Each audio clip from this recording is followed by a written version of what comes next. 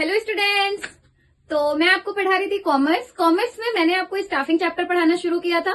Staffing में हमने staffing के बारे में पढ़ लिया, रिक्रूटमेंट के बारे में पढ़ लिया। आज हम अगला टॉपिक पढ़ेंगे जो कि सिलेक्शन है। आज हम ये पढ़ने वाले हैं कि सिलेक्शन कैसे होता है, और सिलेक्शन और रिक्रूटमेंट में दो बातें हैं। Recruitment is a positive process whereas selection is a negative process. तो ये नेगेटिव क्यों होता है और इसके क्या क्या मेथड्स हैं सिलेक्शन के, किस तरीके से एम्प्लॉयज को सिलेक्ट किया जाता है, ये सब हम आज के वीडियो में कवर करने वाले हैं। तो चलिए ज्यादा टाइम वेस्ट नहीं करते हैं और वीडियो शुरू करते हैं। आ जाइए। सिलेक्शन। तो सिलेक्शन क्या होता है, जैसे कि मैंने आपको वीडियो के स्टार्टिंग में बताया कि selection is a negative process.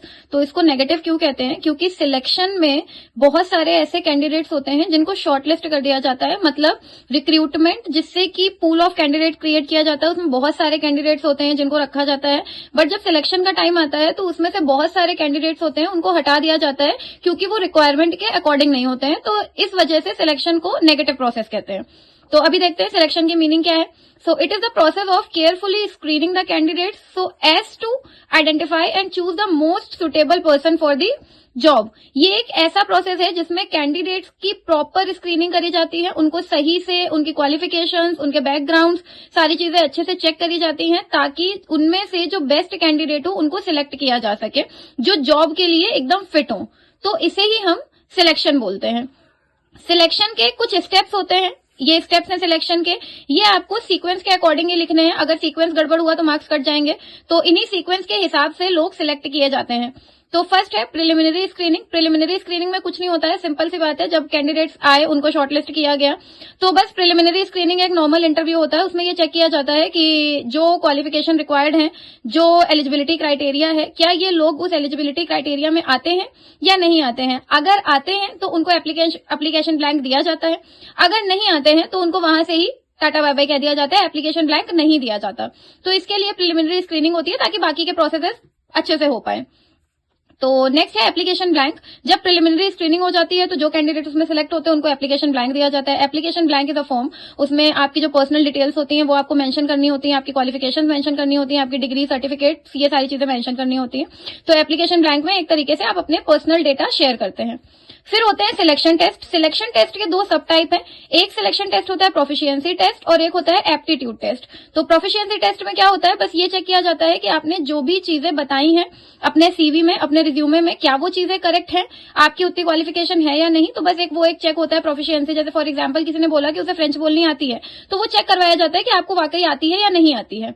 Next है एप्टीट्यूड टेस्ट। एप्टीट्यूड टेस्ट में आपकी ये चेक किया जाता है कि आप फ्यूचर में उस ऑर्गेनाइजेशन के लिए असेट साबित होंगे या नहीं होंगे। तो आपकी पर्सनैलिटी टेस्ट, ट्रेड टेस्ट, ये सारे टेस्ट, आपके इमोशनल बैलेंस टेस्ट, ये सारे टेस्ट आपके किए जाते हैं ताकि आप इन फ्यूचर उनके लिए अच्छे रहेंगे या नहीं रहेंगे।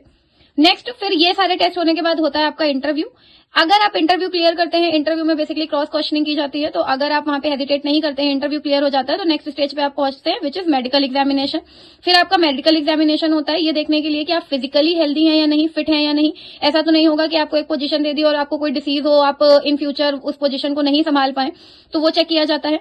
फिर रेफरेंस चेक होते हैं। रेफरेंस चेक का मतलब आपका बैकग्राउंड अच्छा है या नहीं, कोई आपका ऐसा बैकग्राउंड तो नहीं है, क्रिमिनल बैकग्राउंड नहीं है, कोई आपका ऐसा बैकग्राउंड नहीं है जिनसे उनकी ऑर्गेनाइजेशन की गुडविल कहीं से भी खराब हो, तो वो रेफरेंस चेक में होता है। अगर आप ये सारे टेस्ट क्लियर करते हैं तो फाइनली आपको जॉब ऑफर करी जाती है। आपको बताया जाता है कि आपको कौन सी जॉब दी जा रही है, कौन सी पोजीशन है और आपकी सैलरी कितनी है।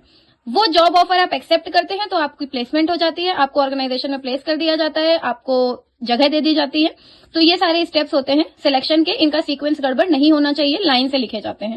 नेक्स्ट टॉपिक पे हम लोग आते हैं। ये लास्ट टॉपिक्स हैं स्टाफिंग चैप्टर के, ट्रेनिंग एंड डेवलपमेंट, इन दोनों की मीनिंग है। एक और टॉपिक बचता है जो सिलेक्शन और रिक्रूटमेंट का डिफरेंस है। मैंने आपको दोनों की मीनिंग समझा दी, उनका पूरा जो भी और होता है वो समझा दिया, तो डिफरेंस आप लोग खुद कर सकते हैं। तो ट्रेनिंग हम पहले समझते हैं क्या है। तो meaning, it is the act of improving the knowledge and skills for doing a specific job. Already लोगों को चीजें आती हैं, तो ये एक तरीके से एक ऐसी नॉलेज है जिससे लोगों की उन स्किल्स में इंप्रूवमेंट हो पाए, तो उसे ही हम ट्रेनिंग बोलते हैं, जो हर जॉब में दी जाती है ताकि आप उस पर्टिकुलर जॉब के लिए फिट हो जाए। Next is development. It means growth of a person in all respect. It is the process by which managers and executives acquire capabilities for future task. Development, जब आपकी ट्रेनिंग हो जाती है तो आपकी हर एस्पेक्ट में ग्रोथ होती है। तो ये एक प्रोसेस है जिससे मैनेजर्स और एग्जीक्यूटिव्स फ्यूचर में जो भी टास्क आने वाले हैं उनके लिए एम्प्लॉयज की कैपेबिलिटी जज कर सकते हैं और उन कैपेबिलिटीज को बढ़ा सकते हैं। तो ये होता है डेवलपमेंट। मैंने आपको बताया सिलेक्शन और रिक्रूटमेंट भी है टॉपिक, तो वो आपका होमवर्क है, आप मुझे बताइएगा जिसने जिसने वो टॉपिक कर लिया तो मुझे कमेंट सेक्शन में बताइएगा। तो स्टूडेंट्स, ये था आज का वीडियो सिलेक्शन के ऊपर, और इसी के साथ आपका स्टाफिंग चैप्टर यहीं पे एंड होता है। आई होप आपको चैप्टर अच्छे से क्लियर हुआ होगा। कोई भी अगर डाउट्स है तो मुझे कमेंट सेक्शन में बताइए। वीडियो को लाइक करिए, दोस्तों के साथ शेयर करिए और चैनल को सब्सक्राइब करिए। Thank you so much.